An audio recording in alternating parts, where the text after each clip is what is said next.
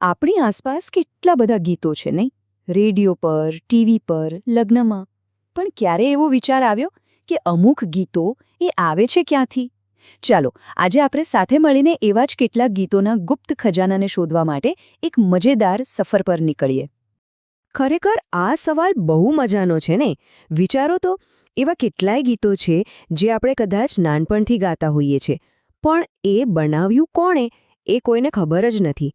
એવું જ લાગે જાણે કે એ ગીતો સીધા હવામાંથી જ ટપકી પડ્યા હોય. તો આ રહસ્યની ચાવી ક્યાંક તો હશે ને. એને ઉકેલવા માટે આપણી આ સફરનો પહેલો પડાવ છે લોકગીત. આ શબ્દને સમજવો ખૂબ જરૂરી છે. ચાલો જોઈએ કે આખરે આ લોકગીત છે શું. જુઓ, લોકગીત એટલે લોકોનું ગીત. એકદમ સાદી ભાષામાં. એ કોઈ એક કવિ કે લેખક ટેબલ ખુરશી પર બેસીને નથી લખતા. ના, એ તો લોકોના આખા સમૂહની રચના છે. પેઢીઓથી ગવાતું આવે છે. લોકો એમાં પોતાના સુખ, દુઃખ, તહેવારો, રીતરિવાજો બધું જ વણી લે છે. એટલે જ તો એ આપણા સૌનું ગીત છે. તો લોકગીતનું સૌથી મોટું રહસ્ય શું છે ખબર છે? એ જ કે એનો કોઈ એક માલિક નથી, કોઈ એક બનાવનાર નથી. એ તો બિલકુલ એક નદીના પ્રવાહ જેવું છે, જે પેઢી દર પેઢી સતત વહેતું જ રહે. આપણા દાદા દાદીએ ગાયું, પછી આપણા મમ્મી પપ્પાએ, અને હવે આપણા સુધી પહોંચ્યું છે. અને મજાની વાત એ છે કે દરેક પેઢી એમાં પોતાનો થોડોક રંગ ઉમેરી શકે છે. એટલે તો એ ક્યારે જૂનું નથી થતું, હંમેશા જીવંત રહે છે. ઓકે, તો આપણને એ તો સમજાઈ ગયું કે લોકગીત શું છે. પણ ક્યારે વિચાર્યું છે કે એના શબ્દોમાં એવું તે શું જાદુ હોય છે કે આટલી સહેલાઈથી યાદ રહી જાય છે અને ગણગણવાનું મન થઈ જાય છે? ચાલો હવે આપણી સફરના બીજા પડાવ પર જઈએ અને આ શબ્દોની અંદર છુપાયેલા જાદુને શોધી કાઢીએ. અને એ જ જાદુ છે પ્રાસ. હા, રાઇમિંગ વર્ડ્સ. એટલે કે એવા શબ્દો જે બોલવામાં છેલ્લા અક્ષરે એક સરખા લાગે. આ પ્રાસના કારણે જ ગીતમાં આપોઆપ એક સંગીત, એક તાલ બની જાય છે. અને એટલે જ એને ગાવામાં બહુ મજા આવે છે અને સહેલું પણ લાગે છે. અહીં જુઓ કેટલું સિમ્પલ છે. ચાલશે, હાલશે. બંને શબ્દોના અંતમાં લશેનો એક સરખો અવાજ આવે છે ને. બસ આ જ છે પ્રાસનો કમાલ. આના લીધે જ ગીતની લાઈનો એકબીજા સાથે મસ્ત રીતે જોડાઈ જાય છે અને આપણને ફટાફટ યાદ પણ રહી જાય છે.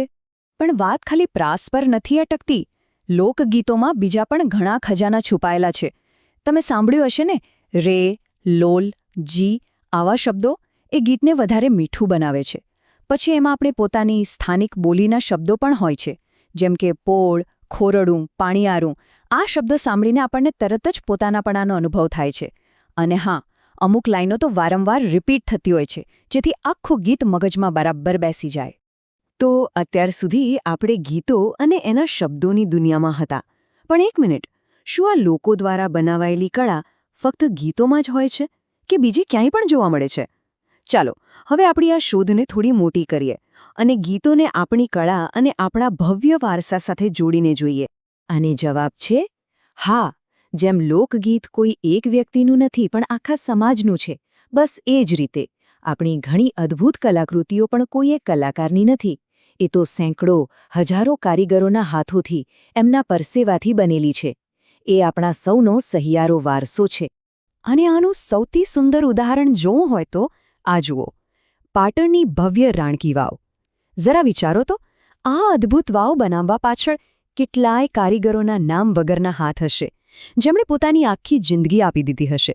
જેમ લોકગીત કોણે લખ્યું એ આપણને ખબર નથી, એમ જ આ વાવ બનાવનાર દરેક શિલ્પીનું નામ પણ આપણે નથી જાણતા. પણ એમની કળા, એમનું કામ આજે પણ જીવંત છે, બિલકુલ એક અમર લોકગીતની જેમ. તો આપણે લોકગીતના રહસ્યો ઉકેલ્યા, એના શબ્દોનો જાદુ પણ જોયો અને એને આપણી કળા સાથે પણ સરખાવ્યો. હવે શું? હવે વારો છે આ બધું શીખીને પોતાની એક નાનકડી રચનાત્મક સફર શરૂ કરવાનો. અને ડરવાની બિલકુલ જરૂર નથી. આ બહુ જ સહેલું છે. ચાલો એક પ્રયત્ન કરીએ. રોજબરોજના 4 શબ્દો લઈએ.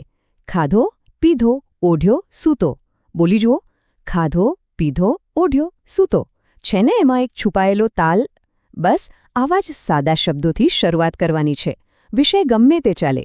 તમારી શાળા, દોસ્તાર, વરસાદ, જે મનમાં આવે એ. તો હવે વિચારવાનું શરૂ કરો. એવી કઈ વાત છે, એવો કયો વિચાર છે જેને ગીત બનાવી શકાય?